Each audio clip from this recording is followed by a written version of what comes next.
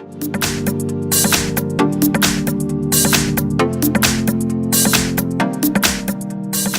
I have OPPO A71. Let me show you how to take screenshot on the following device. So at the very beginning, let's open the screen that you would like to capture. So in my case, it could be, for example, the list of settings. And here, let's assume that I would like to save the screen. So all I need to do is use this combination, power key and volume down. Let's hold down together those two keys. And as you can see and hear, the device just took a screenshot. So let me show you again. Let's hold down simultaneously power key and volume down. And you just capture the screen. Now there is also the second way of taking screenshots. Let's just use 3 fingers and swipe down. And you just capture the screen. Let me show you again. Let's use 3 fingers, swipe down. And you just capture the screen.